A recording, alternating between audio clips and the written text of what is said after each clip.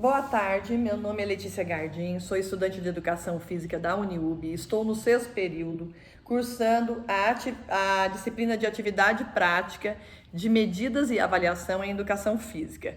Hoje a gente vai estar falando um pouquinho sobre o conceito de avaliação física, sobre os tipos de avaliação física, sobre como se faz as medidas antropométricas e as das dobras cutâneas e também como é que podemos fazer uma avaliação da capacidade aeróbica. Eu gostaria de estar frisando a importância dessa ferramenta para nós profissionais de educação física, que ela nos permite conhecer melhor o nosso aluno, traçar as metas, os objetivos, tanto em questões de performance quanto em questões de saúde também. Então a gente tem que estar utilizando para o sucesso tanto do nosso aluno quanto do nosso trabalho. Existem 3 tipos de avaliação. Tem a diagnóstica, tem a formativa e tem a somativa. A diagnóstica é aquela que a gente deve fazer no início do nosso trabalho. A gente saber os pontos fortes e os pontos fracos do nosso aluno, as necessidades que a gente identificar, né? Também auxilia na forma que a gente vai elaborar os treinos, né? E o nosso protocolo para esse aluno. Então, é muito importante a gente estar logo no início do nosso trabalho, a gente fazer essa avaliação diagnóstica. Nós também temos depois a formativa, que é aquela avaliação que a gente tem que fazer ela de tempo em tempo. A cada 2 meses, mais ou menos, a gente torna a fazer a avaliação.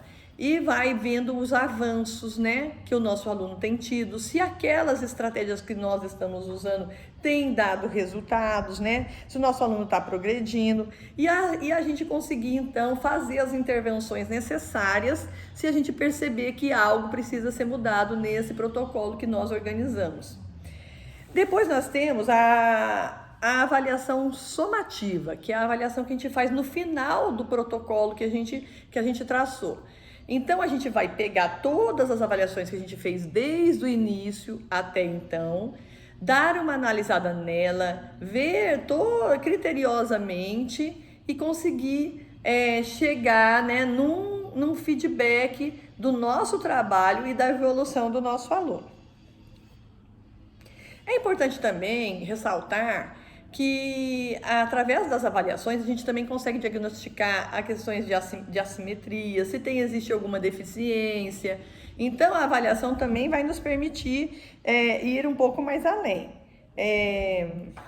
E através disso a gente poder até estar passando melhor o exercício mais apropriado para o nosso aluno, a intensidade que ele é capaz de resistir, né? E ajuda também a avaliação, ela motiva, né? Porque o aluno vai vendo o seu progresso e ele vai se sentindo mais motivado. É muito importante que o profissional da educação física também, ele esteja preparado para fazer essas avaliações, né? Ele tem que ter conhecimento, saber os testes, avaliações que são mais fidedignas, que têm embasamento teórico, né? Que estão apropriados para estar sendo feito e saber usar, né, para poder fazer e ter um bom resultado. Então, outra coisa que ele também tem que estar preocupado é que ele vai precisar usar de alguns equipamentos e esses equipamentos eles precisam ser condizentes com aquilo que eu estou avaliando. Então, a importância do profissional estar bem preparado é essa também, de saber utilizar os equipamentos que nós temos hoje disponíveis no mercado e que assessore de forma positiva para fazer o teste. Saber se o equipamento está em boas condições, né? Tudo isso é muito importante estar vendo.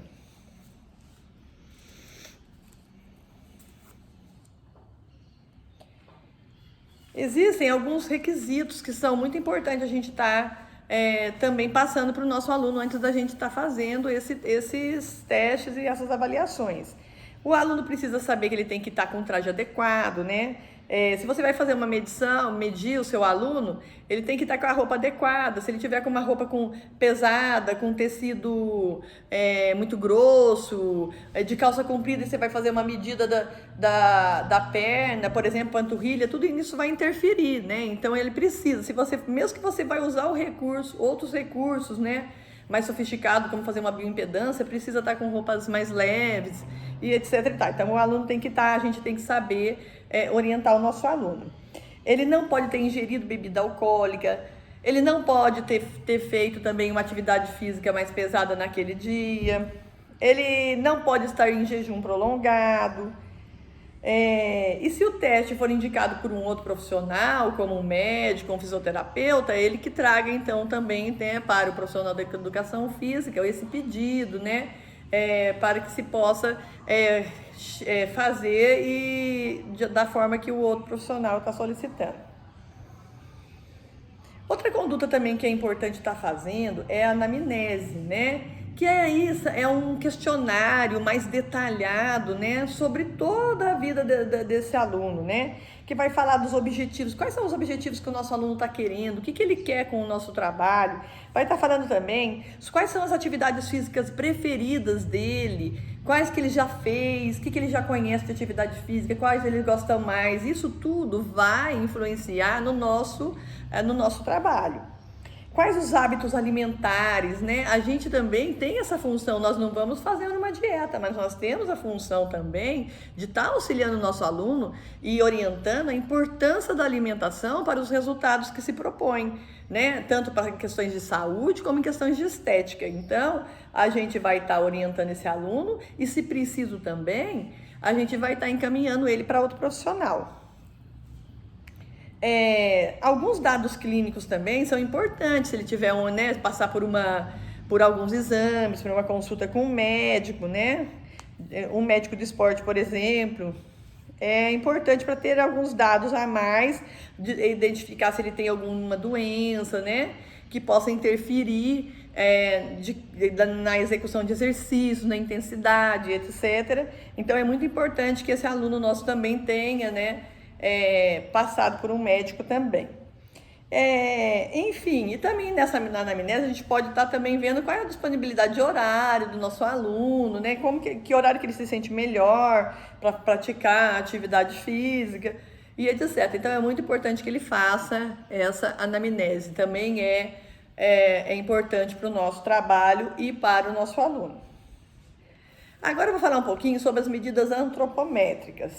As medidas antropométricas, ela é uma ciência que ela avalia as medidas do tamanho, do peso e das proporções corporais do ser humano. Existem no mercado muitos equipamentos que são utilizados para realizações dessas medidas antropométricas. A fita métrica a gente pode estar utilizando, aquela fita que a costureira mesmo usa, aquela simples, contanto que ela esteja em bom estado, não esteja desgastada, né? E a gente vai poder fazer as medidas, né?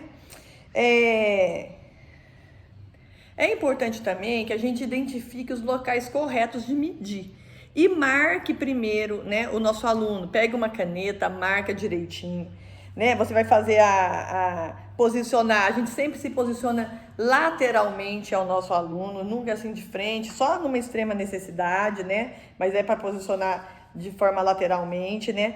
É importante que a gente faça a mesma medida no mesmo membro, no mesmo músculo, 3 vezes, para ter um resultado mais fidedigno. A gente vai fazer a medida no tórax, na medida na cintura, no abdômen, no quadril, na coxa, no braço, no antebraço e na panturrilha.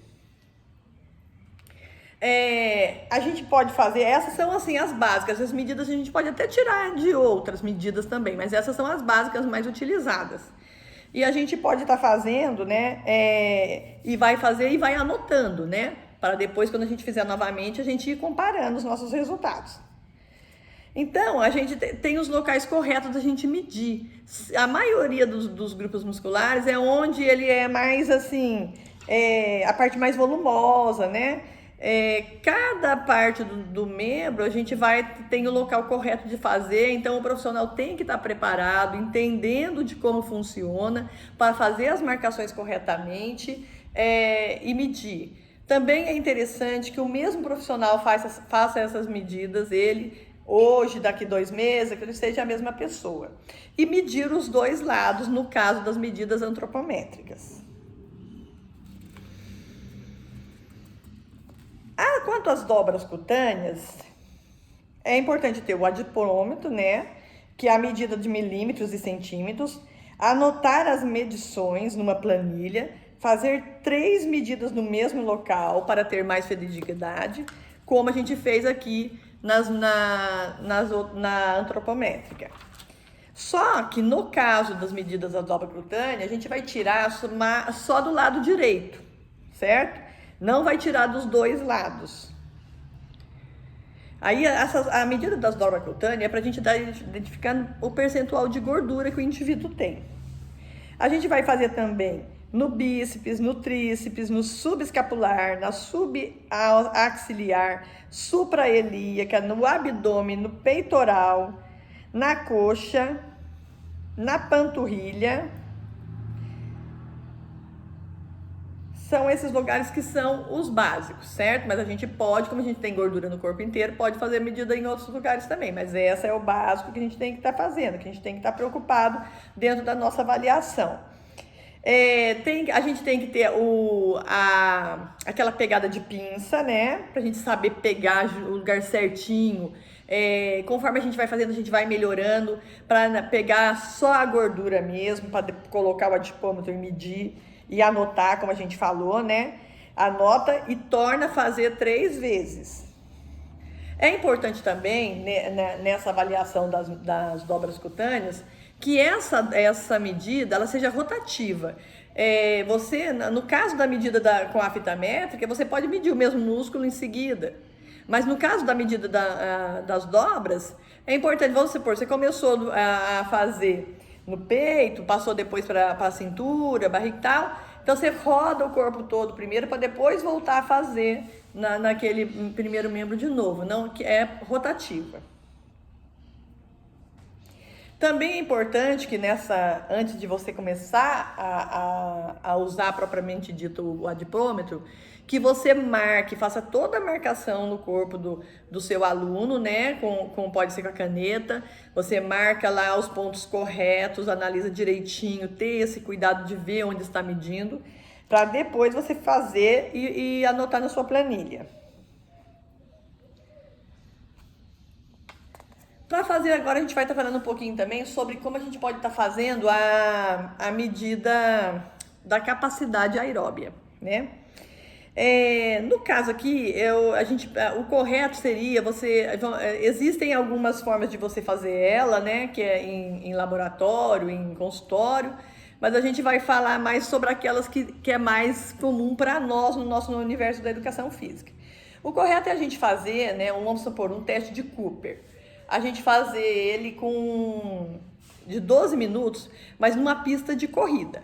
Mas muitas vezes a gente não tem essa pista de corrida, já com a metragem toda feita e tal. Então a gente pode estar improvisando na esteira, né? Ou então na própria rua.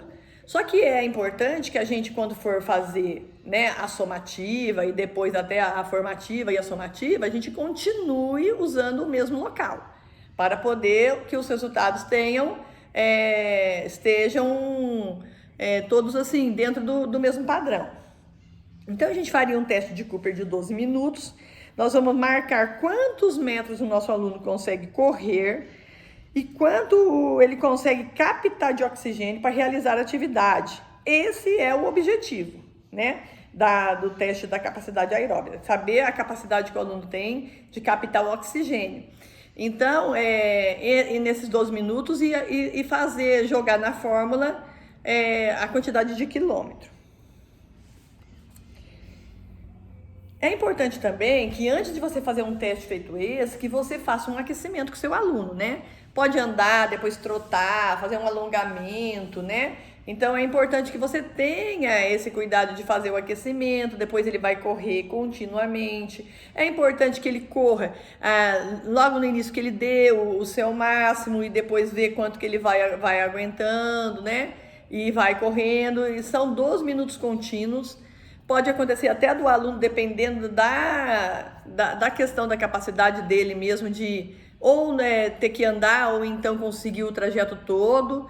Então, isso tudo a gente tem que ir avaliando, né, estimulando o nosso aluno. Então, assim, tem que... também a gente tem que ter nesse momento que você for fazer o teste, o momento do comando, né? O aluno fica preparado, você dá o comando para ele sair, né? Você pode observar a passada dele, se as passadas estão boas, se estão largas, se ele está elevando o calcanhar, se ele está mantendo a postura, se ele está alternando os braços com as pernas. É muito importante a gente tá observando isso tudo.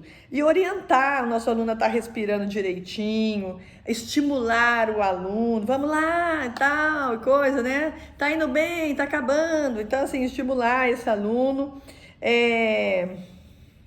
Aí, ao terminar, né, a gente faz com ele, né, a volta calma e depois a gente vai pegar os dados, os quilômetros que ele conseguiu correr nesse período de 12 minutos, jogar na nossa fórmula do VO2 máximo, né, e descobrir na nossa tabela classificatória, de acordo com a idade desse aluno, se ele é homem, se ele é mulher, a gente vai lá na tabela e vê qual é o nível do nosso aluno. E fazendo a avaliação continuamente, a gente vai identificando se ele está conseguindo melhorar a sua capacidade aeróbia, assim como as outras atividades físicas também, a gente vai conseguindo diagnosticar melhor. Melhora-se a performance do nosso aluno, a saúde do nosso aluno e o nosso trabalho. Então, essa foi a nossa explanação sobre essa importante ferramenta que a gente tem para estar melhorando o trabalho e a performance tanto do nosso aluno como a nossa enquanto profissional. Um grande abraço para todos, muito obrigada e até uma próxima oportunidade.